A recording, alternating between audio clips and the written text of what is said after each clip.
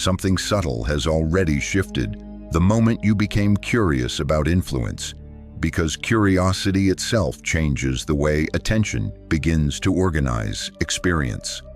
This is where the idea of a quantum butterfly effect quietly enters, not as drama, but as a recognition of how small inner movements scale. When we talk about intention here, we are not pointing at wishful thinking, but at the energetic blueprint shaping perception before action appears. Intention lives beneath words, beneath goals, and often beneath awareness, operating as a tuning signal that tells the system what matters most. You may notice how ancient teachings hinted at this without equations, while modern physics circles the same truth through different language and symbols. Both suggest that reality is not pushed into form by effort, but invited into coherence by the state of the observer present. This reframes power entirely, because the smallest internal adjustment can redirect an entire timeline without forced struggle or visible motion required externally. The butterfly was never about chaos, but about sensitivity, about systems that respond faithfully to the slightest change in initial conditions present.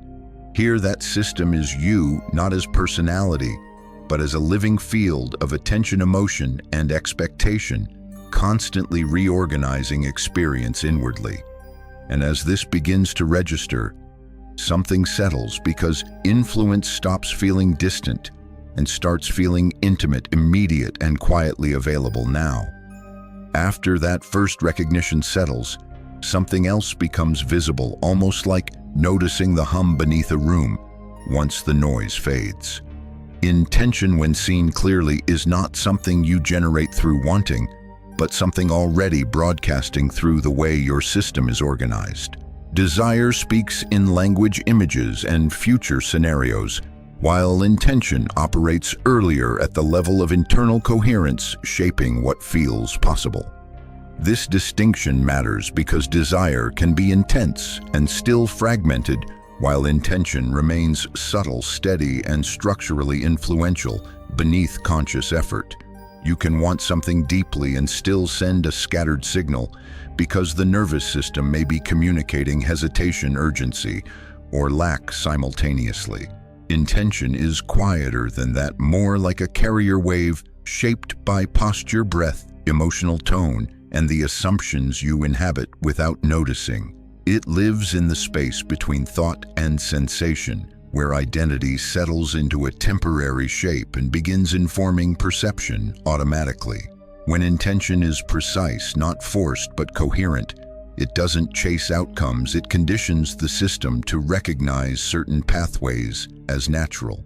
This is why two people can hold the same goal yet experience entirely different sequences of events unfolding around them. The difference is not moral, spiritual, or deserved, but structural, rooted in how consistently the internal signal is being held.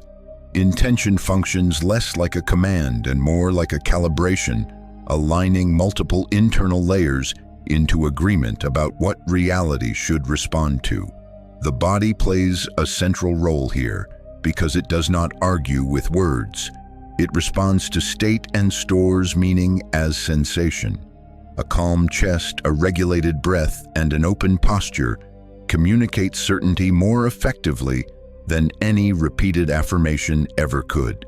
This is not about controlling emotion, but about recognizing which emotional tones are already shaping the signal being sent into the field. When emotion stabilizes, intention sharpens, and the signal becomes readable rather than distorted by internal noise. You may notice how moments of clarity feel different physically, as if the system briefly locks into alignment without effort. That feeling is not accidental, it is the sensation of coherence when intention stops competing with itself internally. Ancient traditions describe this as alignment of heart and mind, while modern language might call it signal integrity within a complex system. Different metaphors, same observation, reality responds more clearly when the internal broadcast is stable and undivided. This explains why forcing positivity often backfires, because the body detects the mismatch and amplifies tension instead of resonance. Intention cannot be faked internally because the system always broadcasts what is most true in the moment, not what is most desired. The shift begins when attention moves away from outcomes and toward the quality of presence being embodied right now. Presence refines intention automatically because it reduces fragmentation without needing to fix or improve anything explicitly. This is why small shifts feel powerful, because they reorganize the foundation rather than rearranging surface-level thoughts. The quantum butterfly effect lives here not in dramatic declarations, but in the quiet stabilization of internal state. Once intention stabilizes, desire becomes optional because the system already knows what it is oriented toward implicitly. From this place, action feels less strained. Perception becomes more selective and opportunities appear without being hunted. Nothing mystical is required to see this, only a willingness to notice what your system is already communicating beneath effort. And as that noticing deepens, intention stops being something you try to set and becomes something you recognize yourself as holding. Long before this language emerged, before equations or instruments tried to pin it down, there was already a shared noticing moving through human awareness.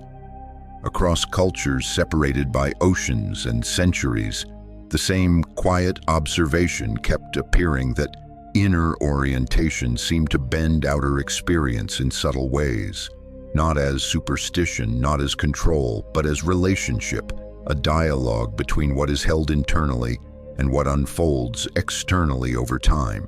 Ancient systems spoke of harmony, alignment, right order, not as moral ideals, but as states in which life appeared to flow with less resistance. They didn't describe particles or probabilities, yet they mapped attention, emotion, and identity with surprising precision through lived observation.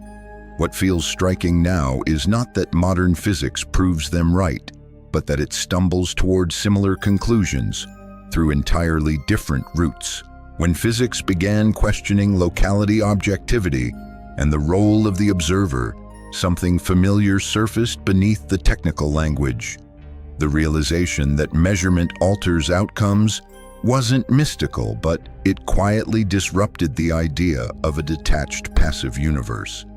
Reality appeared less like a fixed structure and more like a responsive system, sensitive to how it is engaged with. This doesn't mean thoughts create objects, but it does suggest that interaction shapes probability in ways previously ignored. Ancient wisdom framed this as relationship, while modern models frame it as systems responding to initial conditions and informational inputs. Different lenses, same pattern emerging through different vocabularies. The convergence happens not in conclusions, but in humility, the shared admission that reality is not fully independent of the observer. Where ancient traditions used metaphor, modern physics uses mathematics, yet both point toward a participatory universe rather than a mechanical one. This doesn't collapse science into spirituality or spirituality into science. It simply reveals overlapping territory, long dismissed as coincidence. The bridge between them is not belief, but attention, the way awareness organizes what becomes noticeable, relevant, and actionable. In both traditions, change begins not with force, but with orientation, with how one stands in relation to experience itself.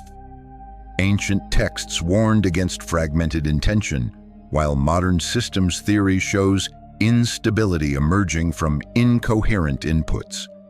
Again, different words, same signal underneath.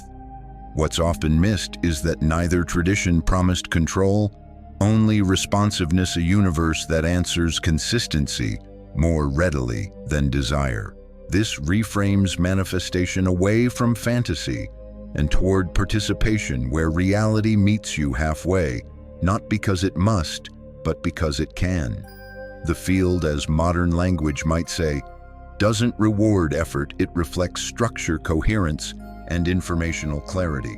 Ancient practices emphasized stillness, not as passivity, but as a way to reduce internal noise and allow clearer signals to emerge. That stillness wasn't emptiness. It was refinement, removing distortion so intention could travel unbroken. Modern neuroscience echoes this, quietly showing how regulation stabilizes perception and decision-making at fundamental levels. The nervous system becomes the translator between internal state and external interaction. Across time, the message remains consistent. When the inner system stabilizes, the outer system responds differently, not because the universe obeys, but because interaction becomes cleaner, less conflicted, more readable. This convergence doesn't demand allegiance to either worldview, only curiosity about why the same insight keeps returning. Perhaps truth doesn't belong to an era, but resurfaces whenever attention becomes refined enough to notice it again. As this recognition settles, something loosens. The need to choose between science and spirituality fades. What remains is a quieter understanding that influence begins where awareness organizes itself before action appears. From here, the question naturally shifts, not whether consciousness matters, but how intimately it is already entangled with what unfolds next. At a certain point, the idea of separation begins to feel less solid, not philosophically but experientially, as if distance itself becomes negotiable. This is where the non-local nature of consciousness quietly challenges the assumption that influence must travel step by step through space. Awareness does not behave like an object moving outward, but like a condition that already exists, wherever interaction becomes possible. You experience this daily without naming it, when intuition arrives before reasoning, or when anticipation shifts behavior before an event unfolds. In those moments, information seems to arrive without crossing measurable distance, simply becoming available within awareness. Modern language might describe this as non-local correlation, while lived experience recognizes it as immediacy. Consciousness appears less like a signal sent outward and more like a field of sensitivity that updates everywhere at once. This doesn't imply omniscience, but responsiveness, a system capable of synchronizing without mechanical transmission. When internal state shifts, perception reorganizes instantly, not because reality changes, but because relevance changes. What you notice, interpret, and respond to rearranges itself based on internal orientation. This is where the illusion of distance dissolves, because influence no longer requires movement, only alignment. The field responds to coherence by presenting different configurations, as accessible not by bending rules, but by revealing pathways already present. From this perspective, intention doesn't travel outward, it resonates inwardly, and the system responds accordingly. The body acts as a tuning interface, translating internal state into behavioral readiness, perceptual sensitivity, and timing. This translation happens continuously beneath conscious control, shaping outcomes through countless micro-adjustments. When coherence is present, responses become synchronized, choices align, and interactions unfold with less friction.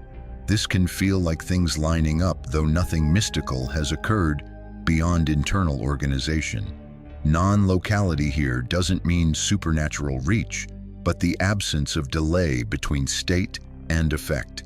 The moment awareness stabilizes, behavior, perception, and opportunity reorganize simultaneously. This explains why forcing action without internal alignment often creates resistance, because the system is broadcasting mixed signals. When intention stabilizes internally, the external sequence appears to respond faster, as if time compresses around coherence.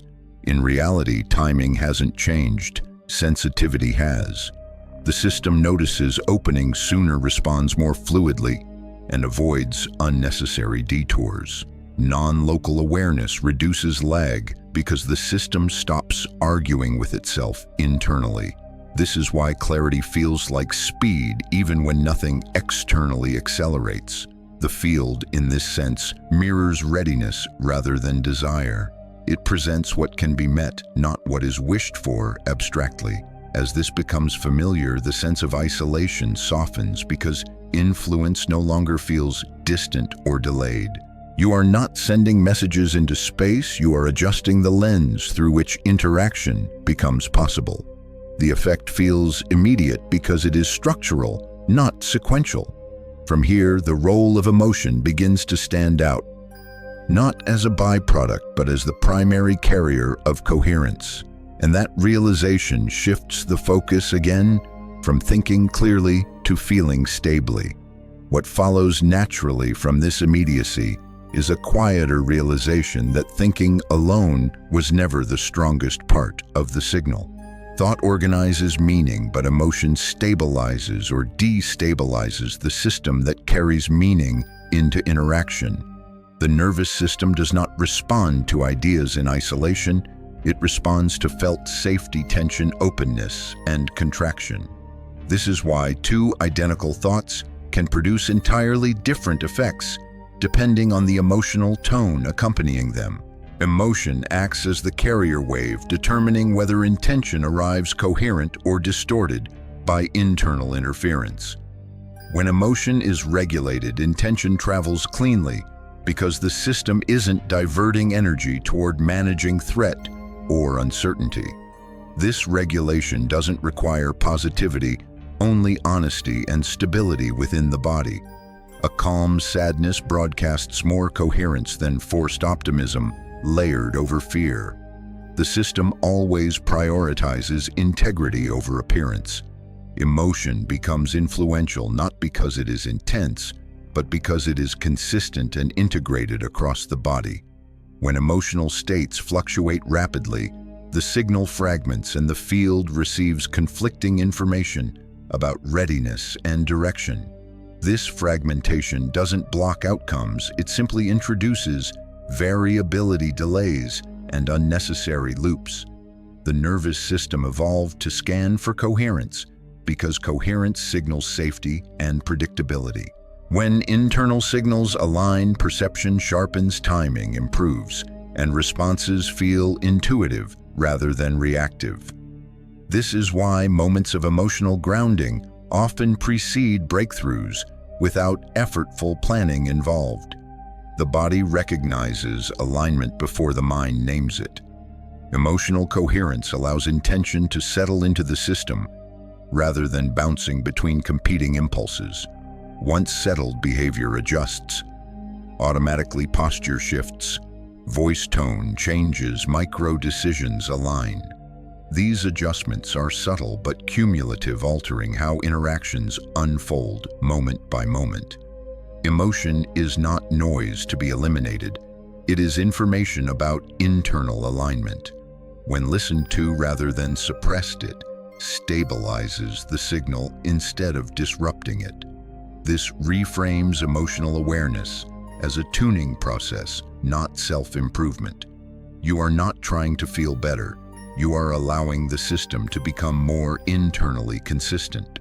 Consistency is what the field responds to, not intensity or repetition. A single stable emotional state held briefly can reorganize perception more than constant mental rehearsal. This is the quiet power behind the quantum butterfly effect. Not force, not volume, but clarity of tone carried through the body. As emotional coherence becomes familiar, intention no longer needs reinforcement, it maintains itself naturally. The system begins to trust its own signal, reducing internal checking and doubt. From here, reality starts feeling less oppositional because interaction becomes smoother rather than more controlled. This sets the stage for a deeper reframe, one where reality itself appears less fixed and more reflective. Once emotional coherence stabilizes, perception itself begins to behave differently, not dramatically, but with a noticeable shift in texture. Reality starts to feel less like a series of obstacles and more like a conversation that responds to how you are showing up internally. This is where the idea of reality as a holographic reflection becomes useful not as metaphorical poetry, but as a functional model. In a hologram, every fragment contains information about the whole, and small changes in input alter the entire image simultaneously. Perceived reality functions similarly, responding to internal organization rather than isolated actions or conscious effort. What you encounter externally is not a verdict on worth or correctness, but feedback about internal alignment at the moment of interaction. This reframes circumstances away from reward and punishment and toward information and response. When internal signals are coherent, the external world appears more navigable, cooperative, and intelligible. When internal signals fragment, reality feels chaotic, resistant, or confusing, not because it is hostile, but because interpretation becomes noisy. The feedback loop operates continuously, adjusting based on what the system detects as stable, ready, and consistent. This doesn't mean you cause events directly, but that you shape how events register, combine, and lead to subsequent opportunities.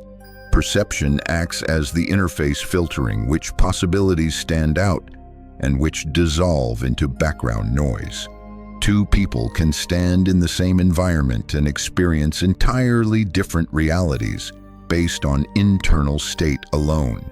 One notices openings, timing, and nuance, while the other perceives threat, delay, and obstruction. The environment hasn't changed, but the hologram has reorganized. This is why changing circumstances without addressing internal alignment often recreates the same patterns elsewhere. The system carries its orientation with it, reconstructing familiar loops regardless of external variation. Reality mirrors this faithfully, not out of judgment but out of responsiveness. When alignment shifts, the mirror adjusts immediately, sometimes subtly, sometimes in surprisingly tangible ways. This immediacy can feel unsettling at first because it removes the comfort of external blame or fixed narratives. Yet it also restores agency without requiring control. You are not managing reality, you are participating in its feedback process consciously. Negative circumstances from this view are not failures but signals pointing toward misalignment or internal conflict. They reveal where intention, emotion, and identity are not yet synchronized. This information is neutral, even supportive, offering clarity rather than condemnation. The hologram doesn't insist you change it, simply reflects what is present consistently. When coherence increases, the reflection softens, pathways become visible, and resistance decreases naturally. This doesn't guarantee ease, but it restores intelligibility. Life begins to make sense again, even when challenges remain. As this understanding settles, the urge to fix external conditions weakens, replaced by curiosity about internal organization. And from that curiosity, a more grounded approach to intentional change quietly emerges next. When reality begins to feel intelligible again, a quieter question naturally surfaces about the moments that still feel heavy, resistant, or misaligned. Not as judgment, but as curiosity about what those experiences might be communicating beneath their surface difficulty. Negative circumstances often carry an emotional charge that tempts interpretation as failure, punishment, or proof that intention is not working. Yet within a feedback model, these moments are better understood as compression points, where internal signals conflict or remain unresolved. They are not obstacles placed in the way, but mirrors held closer, amplifying subtle inconsistencies that were previously easy to ignore. When coherence drifts, reality doesn't collapse, it tightens, offering clearer information through discomfort rather than subtlety. This tightening is not cruelty, but efficiency, reducing noise, so misalignment becomes unmistakable. Resistance then is not opposition, but density, where multiple internal states attempt to occupy the same signal space simultaneously. The system responds by slowing progression, repeating themes, or intensifying emotion, until coherence is restored. This explains why certain patterns persist across different contexts, even when external conditions change significantly. The pattern isn't caused by circumstance. It is carried internally and reconstructed wherever the system goes. Negative experiences often arise where intention, emotion, and identity are temporarily out of agreement. For example, wanting expansion while embodying contraction creates a mixed signal that the field reflects as delay or friction. Reality mirrors the conflict faithfully, not to correct behavior but to reveal structure. This reframing removes moral weight from difficulty, allowing it to be seen as diagnostic rather than punitive. Once interpreted this way, discomfort becomes informative rather than threatening. The nervous system can remain regulated long enough to receive the message instead of reacting defensively. This reception alone often reduces intensity because the system no longer needs to amplify the signal to be noticed. Negative circumstances soften when attention meets them with coherence instead of resistance. They no longer need to shout. Misalignment doesn't imply something is wrong with you, only that multiple internal truths are competing for expression. Integration resolves this naturally, not through effort but through recognition of what is being held simultaneously. The moment internal agreement increases, the external loop begins to reorganize. Sometimes this happens quietly through perception shifts, sometimes through tangible changes in opportunity or interaction. Either way, the mirror responds immediately to structural change. This understanding restores trust in experience even when it feels uncomfortable. Nothing is wasted, nothing is arbitrary. Every signal is feedback guiding the system toward greater internal coherence. From this place, intentional change stops feeling risky because difficulty no longer threatens identity. It becomes part of the navigation process itself. And once this is recognized, the focus naturally shifts from personal alignment alone toward the ripple effects beyond the individual. With trust restored in the feedback itself, the impulse to manipulate outcomes begins to fade, replaced by a quieter interest in internal consistency. Not consistency as discipline or effort, but as the natural settling that occurs when competing signals are allowed to integrate. This is where intentional states become less about doing and more about inhabiting a particular quality of presence repeatedly over time. Small internal adjustments matter here, not because they accumulate mechanically, but because they stabilize the signal being broadcast. A slight softening in posture, a steadier breath, a more honest emotional acknowledgement can reorganize the system more than dramatic declarations. These shifts are rarely noticed externally at first, yet they recalibrate perception and behavior in subtle, persistent ways. The nervous system learns through repetition, not through intensity, adjusting baseline responses based on what feels familiar and safe. As baseline shifts, intention no longer requires reinforcement. It becomes the default orientation of the system.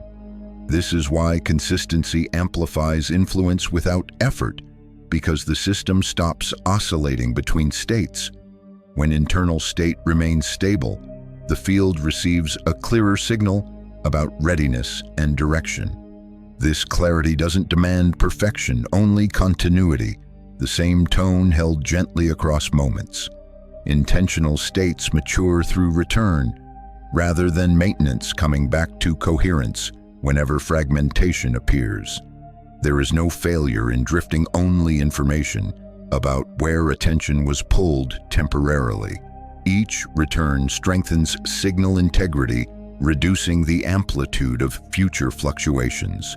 This process is organic, not strategic, because the system prefers stability naturally. As coherence deepens, belief stops being something you convince yourself of and becomes something embodied implicitly. The body begins to expect certain outcomes not because they are guaranteed, but because the internal state aligns with them consistently. Expectation here is not anticipation, but readiness, a posture toward experience that remains open and responsive. This readiness alters micro-decisions, automatically influencing timing, tone, and engagement without conscious planning. These micro-adjustments compound quietly, reshaping trajectories without dramatic intervention. The quantum butterfly effect operates precisely at this scale, where barely noticeable internal shifts redirect larger patterns over time, not through effort but through persistence of state. When internal adjustments are small, they remain sustainable, avoiding the backlash that accompanies forced change. The system trusts what it can maintain. Over time, reality reflects this trust through smoother interactions and fewer abrupt corrections. Opportunities appear less as surprises and more as natural continuations of an already aligned direction. This doesn't remove uncertainty, but it reduces friction within uncertainty. The system moves with conditions rather than against them. As this becomes familiar, influence stops feeling personal and starts feeling participatory. Your coherence becomes part of a larger pattern, subtly interacting with others doing the same. And that recognition naturally expands attention beyond the individual next. As influence stops feeling isolated, another layer comes into view, one that was always present but easier to overlook before. Individual coherence does not exist in a vacuum. It interacts continuously with other systems, other nervous systems, other fields of attention. What stabilizes within you subtly alters how you enter shared spaces, conversations, and collective moments. This is not about persuasion or dominance, but about resonance, the way coherent states tend to entrain surrounding systems naturally. When one system settles, others often respond unconsciously, adjusting tone, pacing, and openness without realizing why. You see this in rooms where calm spreads without instruction or tension escalates from a single unregulated presence. The field at a collective level behaves similarly, responding to dominant patterns rather than individual declarations. Collective consciousness is not a single mind, but an aggregate of shared signals, shaping what becomes normalized and reinforced. When enough individuals stabilize similar internal states, those states begin to feel culturally available. What once felt rare becomes familiar, and familiarity lowers resistance. This is how societal shifts emerge quietly, long before they are named or debated publicly. New ways of relating, working, or valuing appear first as subtle changes in tone rather than ideology. They surface through behavior, pacing, and expectation before language catches up. Individual coherence contributes by offering a stable reference point within shared systems, not by convincing but by embodying what regulation and clarity look like in practice. Others sense this and adjust not consciously, but through their own nervous systems, detecting safety and predictability. This creates micro-cascades, small feedback loops that propagate through networks of interaction. The quantum butterfly effect at this scale does not require mass participation, only sufficient stability within key nodes. Each coherent individual becomes a stabilizing element, reducing overall noise within the system. As noise decreases, more nuanced signals become detectable collectively. This allows societies to navigate complexity with less polarization and reactivity. Responsibility emerges here not as burden but as awareness of participation. Every internal state contributes something to the shared environment, whether coherent or fragmented. This does not imply blame, only influence. Understanding this restores agency without inflating ego. You are not responsible for outcomes, but you are participating in conditions.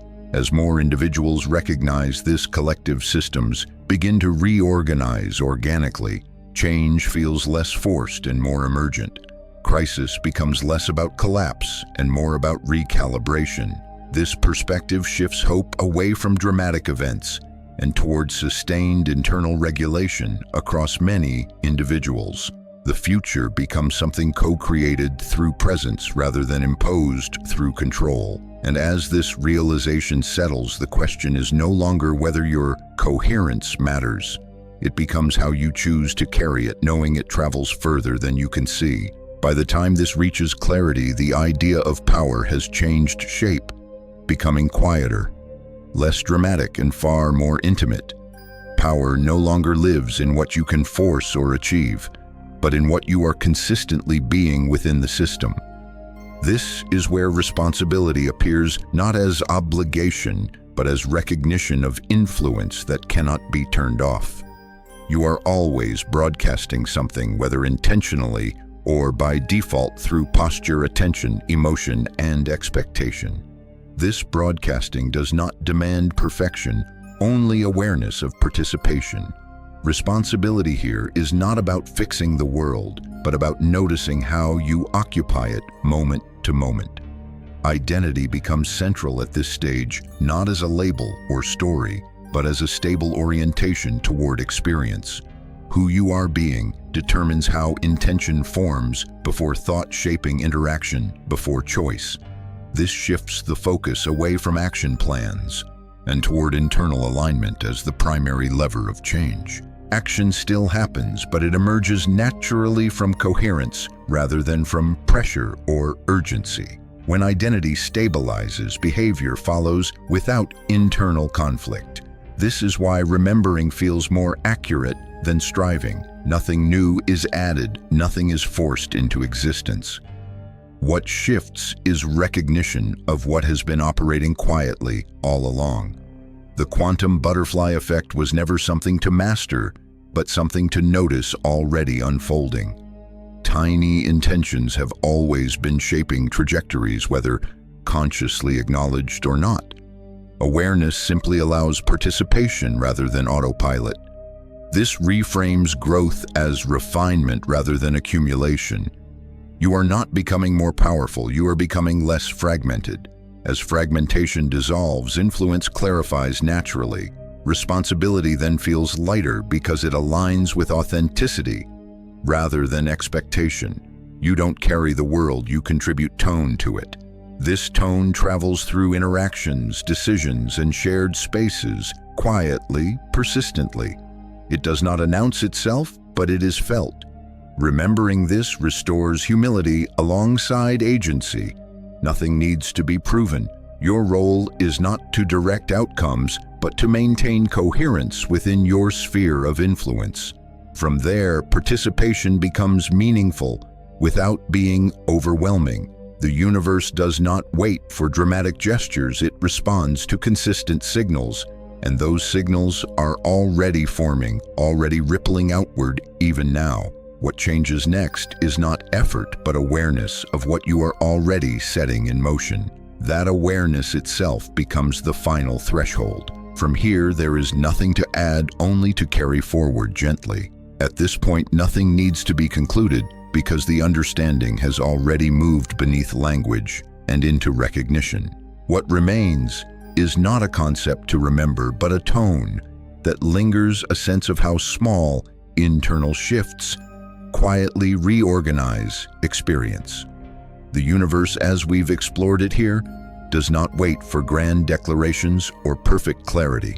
It responds to what is stable, repeated, and embodied without effort.